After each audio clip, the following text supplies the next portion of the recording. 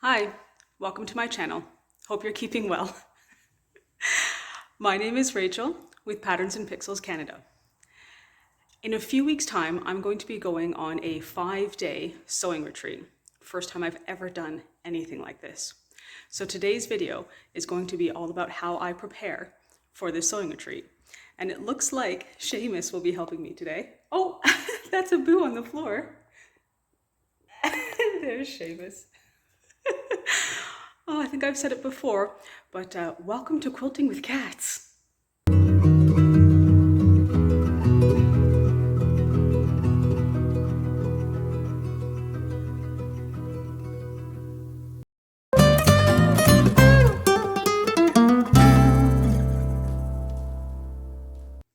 Before I can actually start getting ready for my sewing retreat, I need to move my supplies into my sewing room. Check out my sewing room tour video for an explanation as to why my sewing room is empty. I've got 3 cutting mats here. I've only ever had sewing rooms that were also other rooms. The kitchen, the dining room, squashed into a corner of a bedroom. So I've only been able to have really small mats. I am thinking at some point in the future of getting a really large mat or maybe 2 really large ones that would cover the top of the table. But for right now, I'm working with what I've got. My sewing machine is a Juki HZL G220. And yes, I had to look up that name. This machine was a gift from my grandparents that I received about 7 years ago. They bought it for me while I was still living in England, so it's one of the items that I had shipped to Canada when I moved. I don't have a lot of experience with other machines, but I do love this one. It does everything for me that I need. I'm still getting the feel of this space. I don't have a proper ironing board, so I use this mat, and it will do for now, but I'm not sure if I'll keep it. The counter is a bit high for ironing, and obviously the mat is really tiny. That stack of fabric is my charm quilt. The plastic box has a variety of scissors, and the black box has all of my scraps. Now I know there'll be people watching this and laughing at the size of my scrap box, so let me clarify. That is the scrap box that I can reach. There are more that are still packed away. These baskets are what I'm using to store my quilting projects in.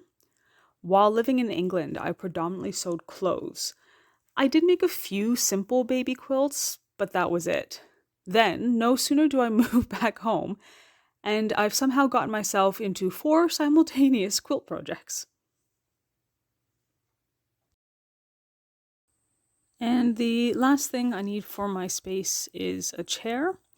This one is just one of our dining room chairs, which will do for the time being, I suppose.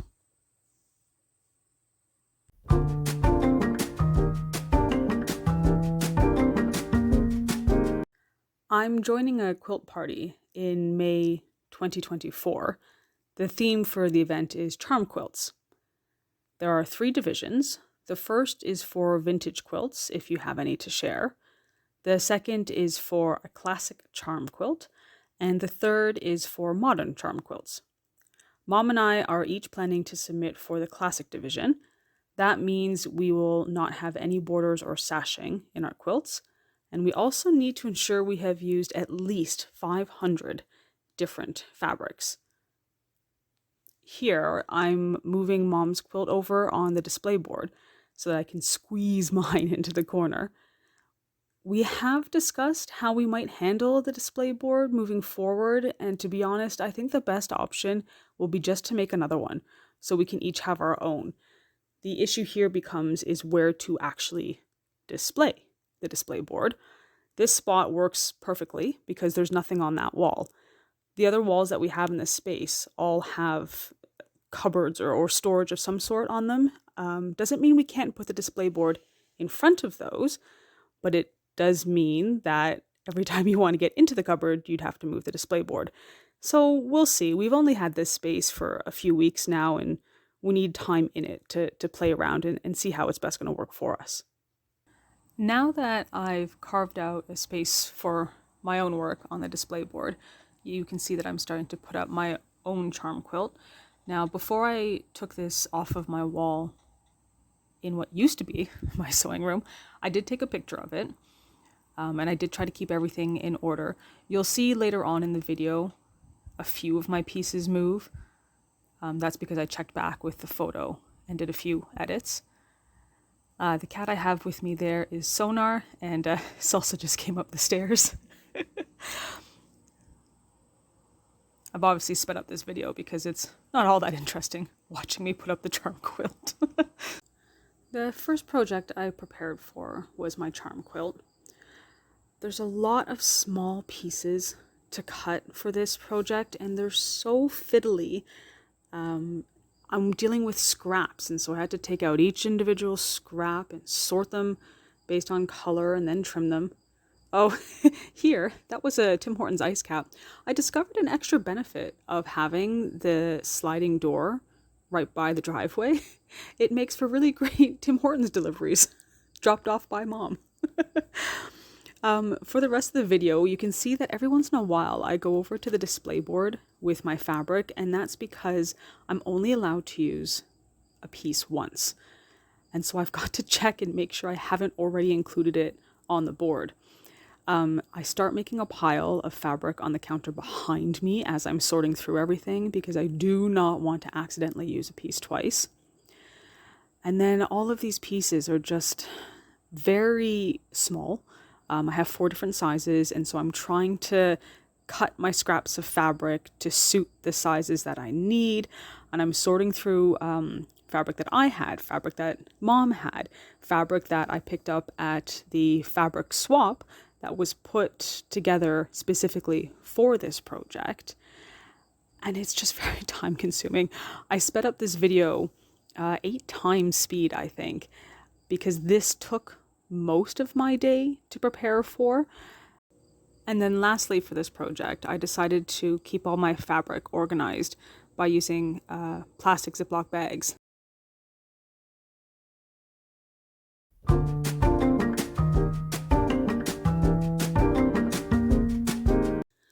The project that you can see me grabbing now has been sat in that basket for a few months. I had taken a course for sewing curves and never finished the project. I don't know if any of you have been on courses like this, but I never seem to finish projects on the day. As I wanted to focus on learning the new skill of sewing a curved line, I didn't want to have to spend my time, effort, and energy worrying about coordinating fabrics. So I just went to my local store and chose a bundled line of fabrics. The one I used is by Moda. It's Far and Wide by Kate and Birdie paper. And it all has sort of Canadian themes to it, but in a really soft, pastel-y sort of color. They work beautifully together. And like I said, that way I can just focus on sewing with a curve and not worrying about whether or not I've picked fabrics that work well together. I did manage to get all of my fabrics cut with a curve, and I even sewed 4 of the blocks, but obviously I didn't finish the rest of the quilt. I figure this retreat will be a good opportunity to at least get the rest of the blocks sewn, and then I can decide how I want to position them once I'm back home and I have some more time to mull it over. Right now I'm just getting the 4 blocks that I had sewn freshly ironed so I can get them up on the display board, really just to remind myself of what it was I was doing, because like I said, that project was so long ago, I cannot honestly remember. You'll probably notice here that I've moved mom's version of the charm quilt further down the board. I had taken a picture of it before I moved it initially, and I still needed some more space for my charm quilt. So I used the photo and moved her work even further down to the bottom. I did get some eye rolls from her when she came home and saw that. But it's okay, right now we're just sharing. I always find it so interesting though, how looking at your quilt through a camera makes all the difference in the world. To be honest, I hadn't really been loving my charm quilt, but seeing it through the video camera like this, it makes it look so much different than seeing it in person, and I like it a lot more. As for the curved quilt, I'm not saying that what you can see right now is how it's going to stay, but at least it helps me to remember what it was I was doing all those months ago. Once I have the other blocks sewn together, then I'll play around with it and see what I end up doing.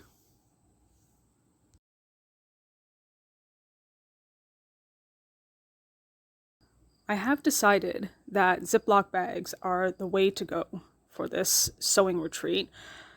I think it's going to be the best way for me to keep all of my different projects organized.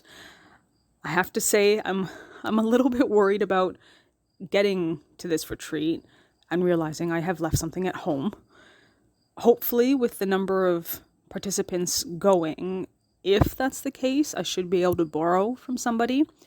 But my actual projects, my actual fabrics, of course, I need to make sure they come with me and they stay together in their sets. So here I'm using Ziploc bags to keep each of my bundles of fabric for the curved quilt together. I use Ziploc bags for the charm quilt to keep all the different versions of my lights, my mediums, and my dark fabrics separate from one another. That's how you get your contrast when you're putting your quilts together. I'm not saying that this is going to be the best solution, but I think for the first time that I've ever been to a sewing retreat, it's going to be what works for me. I do also have in my hand there all the scrap fabric because you know what? I'm taking it with me. I might not need it, but I'd hate to get there and find out that I did need it. The only thing I haven't packed to take with me is the blocks I've finished. I might change my mind and take them with me later on, but for right now, I think I'm safe to say that I can leave them behind. We've got a little visit from a boo. She's such a sweetheart. She is about 14 years old, our Tabby, and she is the matriarch of the house. So when she asks for cuddles, you give her cuddles.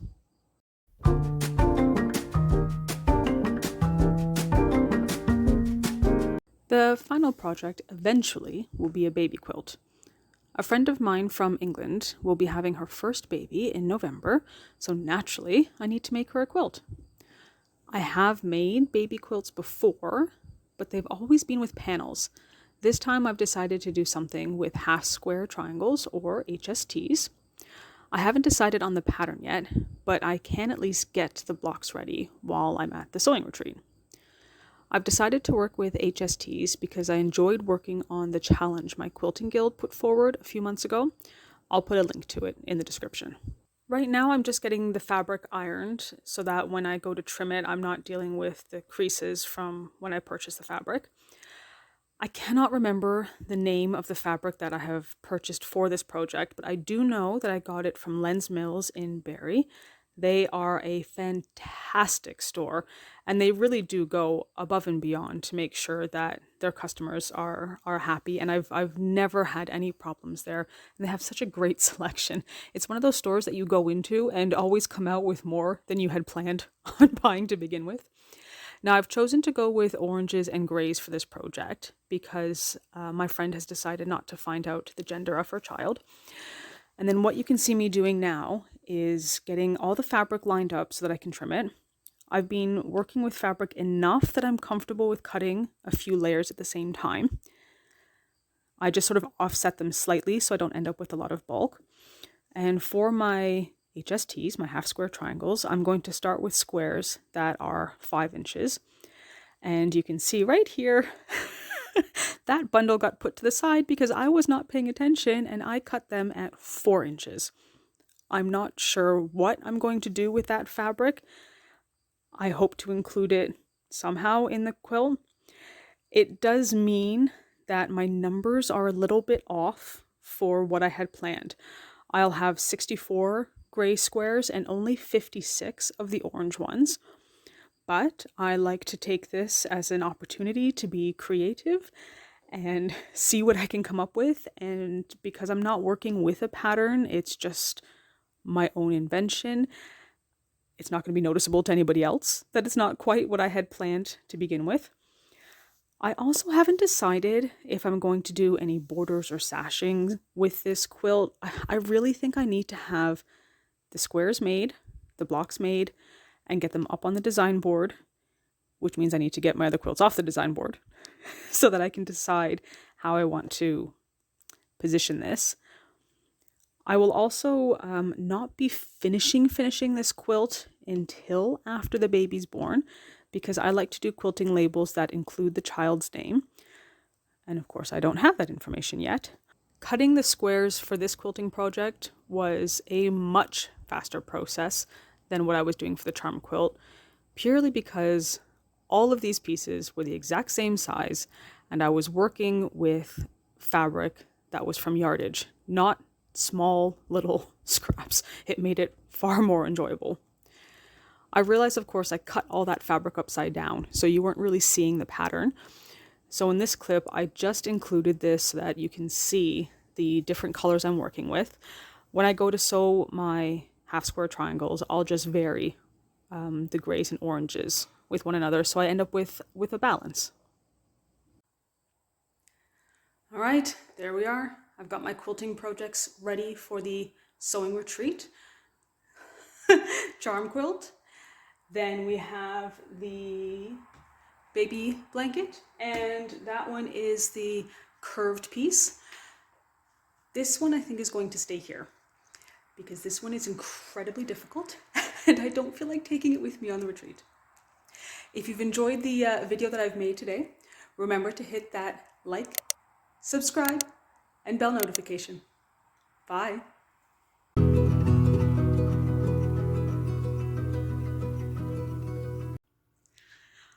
I actually have a little bit more to show you. It's been a couple of days since I recorded the video of me preparing for the sewing retreat. I still have the quilts on the back counter that I will be taking with me. But then I've been thinking about it. I've been thinking about the retreat, and I haven't been on one before. But I can't imagine I'll be sat at a sewing machine the whole time. And that's Seamus. And all of these projects require a sewing machine. And I thought, well, what if I'm in a situation where hand sewing might actually be a better choice? So once again, I went downstairs into that dreaded sewing room and dug through everything that I have to see if I could find anything that was more hand sewing or knitting or crocheting or anything where maybe I'm not sitting at a sewing machine. And I found a few pieces that I want to show you. The first pieces I have here are probably the easiest. They are just simple, pre-packaged ornaments. I have no idea why I have two of the exact same ones, but I do, and they're here. Those would be quite simple. They come with all of the threads and floss and the fabric and the needles that I need in the back. This one is another cross stitch that all I can see is that it says it makes a greeting card. I have no idea. There's no picture, so I have no idea what's in here. We'll find out, I guess, on the retreat. This one, it says it's a wool felt needle case. But again, what I liked about it is that it comes with everything included. All the felt, all the threads, it even has the embroidery needle. I don't remember buying this. I think it might have been something I got at one of the quilting shows I've been to, but I'm not entirely sure. I don't quite remember where that one came from. This one is a crochet kit for obviously this brooch. I think this might have been off of a magazine from a store in England. A lot of their sort of haberdashery magazines actually come with, not with Seamus, move over there. They come with free gifts attached to the front of the bags. And I think that's what this might be from. I'm not too sure. Could you sit over there, please? What? As you can tell, he listens to me. Go over there. These two bags are designed that you can embroider on the front, but they also come with pictures inside that you can embroider, and I can peel into this one.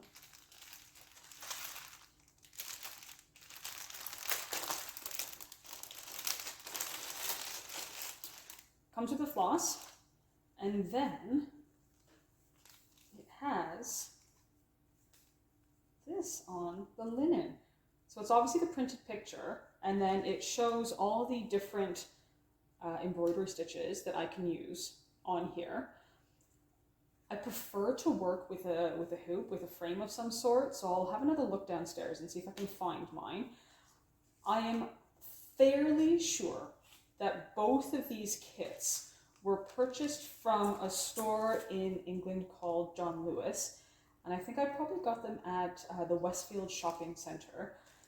And of course, again, one of those things that I purchased and then put in a box and didn't look at until I was back in Canada.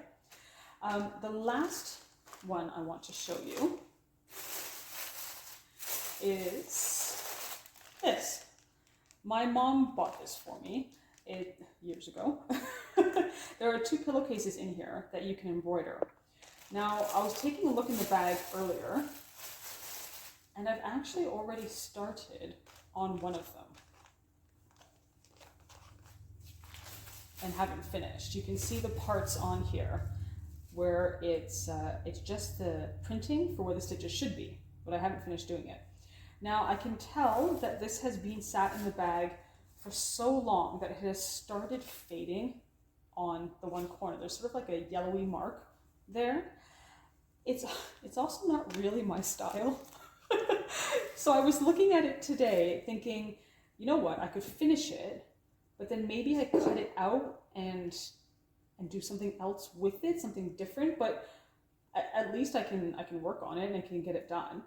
And again, this is something that I would prefer to work with a hoop. I like it when the fabric is taut. I know you can do hand embroidery and hand stitching, but I just prefer tight fabric, and you can't get that unless you have a hoop. So I'm going to add this pile to what I take with me when I go. They're all little projects that wouldn't take me very long to finish. I'll probably start with a pillowcase only because I've already started that and I would like to finish it. But if I get bored of doing embroidery, I can switch to cross stitching or a wool felted needle case or a crochet. I think I've overplanned. I think I have more than I could possibly get done in 5 days, but I would rather take more with me than less. At least that way I won't be bored.